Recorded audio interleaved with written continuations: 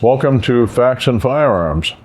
My name's Massad Ayoob, and the topic for today is people who ask, how many rounds do I need? My answer is, I don't know yet, and neither do you.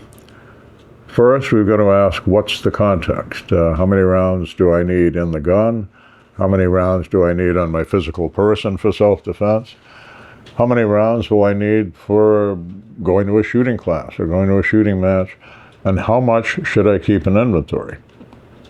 So let's go back to front. How much should you have? Well, let's look at a 25-year period. Y2K, the year 2000. They told us the computers are going to tick into the year 2000. All the computers are going to short out, and then we'll be back in the Stone Age.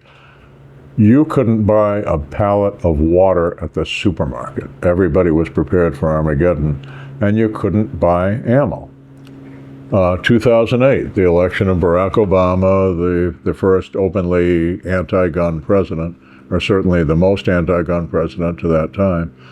All of a sudden, everybody's, oh my God, he's going to ban this, he's going to ban that, let's stock up. And there was a run on ammunition. 2012, the atrocity occurred at the Sandy Hook Elementary School that triggered the greatest wave of political and media anti-gun sentiment that has existed in this country before or since. President Obama took that as his cue to, okay, now we're going to go heavy and ban this, ban that, ban the other. All of a sudden, ammunition became non-existent. I remember people standing in lines outside Walmart at 6 o'clock in the morning, hoping that there would be a delivery of ammunition, and they could get their allotted 2 boxes of ammunition. I saw people paying, not just someone asking, paying $100 from a $15, $20 brick of .22 ammo because they had promised the grandchildren they'd take them target shooting on the farm that weekend. Fast forward again, 2020, the pandemic. You remember, I've still got pictures that I took of the shelves that were empty. You couldn't find toilet paper. And I bet you remember that. They told you you'd die without an N95 mask, and no one had N95 masks that you could buy, borrow, or steal. And ammunition, same thing. Same thing. It was announced the emergency services are going to be crippled for a while because every police officer, firefighter, or paramedic who's in touch with, gets in contact with a COVID-19 victim will have to be quarantined, and so will any of their colleagues who had any contact with them. Expect the emergency services to be decimated. You'll be on your own. Ammo disappeared. I saw people having to pay $1 a round for 9mm practice ball. So what do we learn from that? I bet you have more toilet paper in the house now, just in case, than you had in 2020. Do the same with your ammunition. It's a commodity that is subject to periods of drastic unavailability and scalper pricing. What's the American tradition with any such commodity? Buy it cheap and stack it deep so you've got it if you need it. My wife doesn't want me to tell you how much ammo I have in the dedicated building for it, but suffice to say, the kid here ain't running out of ammunition. How much do you need on your person, in your gun? Again, let's talk. There are different theories on that. One thread that runs all the time through the gun forums is, how much do you need? And there's always somebody who says, my 5-shot J-frame is all I need. There was actually one fellow recently on one of the forums that'll remain nameless. He said, okay, I just saw this horrible thing on TV with a gang attacking one individual. How much ammo do you need? There were 5 people attacking this guy. And one fellow actually responded, I carry a 5-shot. 5 rounds, 5 bad guys, end of story. That, I submit, is the very definition of wild optimism. Hit potential under extreme stress is not that high. More bad guys than ever are wearing body armor, which soaks up a few bullets until you realize I got to shoot them someplace else. We're seeing many, many more of these pack incidents.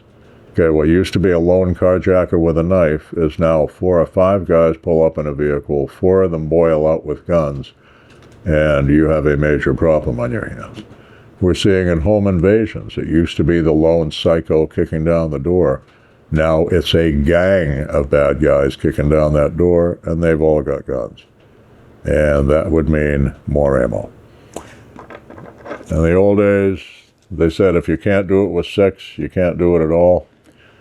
We've seen a lot of proof to the contrary. There are a whole lot of bad guys out there who are literally bullet sponges. Some of the more powerful drugs give them supercharged strength and immunity to pain, and they keep coming. In the old days, when I became a cop in the early 1970s, standard issue was the 6-shot service revolver and 2 reloads of 6 each. So let's assume if for that long in America 18 rounds was enough, I would consider that at least a baseline of what to carry to defend yourself when the cops aren't there. So we have today the paradigm in states where it's legal, because we have the ridiculous 10-round magazine limits in some states now.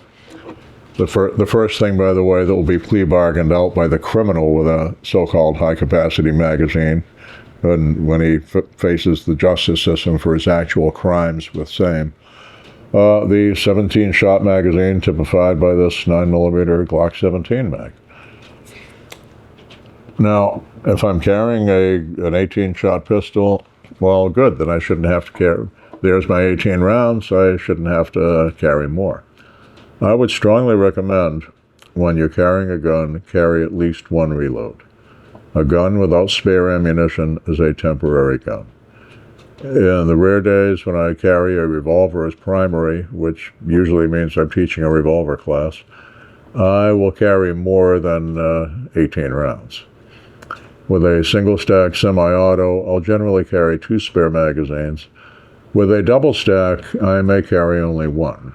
If I've got 18 in the gun and another 17 on the hip, that is generally going to be sufficient for the vast majority of needs. Even if you have the 18-shot gun, the spare magazine still makes sense. The reason is, first, of course, but actually it should be in no particular order, there are those rare situations that go high volume, where you have to pin down the mad dog killer until the cops can get to the scene to take over, something of that nature. Or you're in a struggle for the gun. As you drew the pistol, the bad guy reached and grabbed like this. Well, if you're right-handed, as his hand comes down, if his left hand, if he's facing you, is going to be closer, his thumb is going to be in direct proximity to the magazine release button. You hear or feel that little thump on your shoes, and that was your magazine. Your magazine is now lost in the darkness, lost in the mud, lost in the snow, lost wherever. When you get that gun back, it'd be an awfully good idea if you could recharge it and make it a loaded gun again. Finally, and again in no particular order, most of you now are carrying semi-automatic pistols as your primary self-defense weapon. If your gun has ever malfunctioned, ask yourself, what was it that made it malf? Did the barrel peel back like a banana, like Elmer Fudd when Bugs Bunny sticks a carrot down the muzzle? Did your barrel and slide assembly go flying off downrange? Or did the problem involve one of these or its contents? If I've got a bad magazine and I'm fighting for my life, I want to get the bad one out, get the good one in, turn the machine back on, and go back to fighting.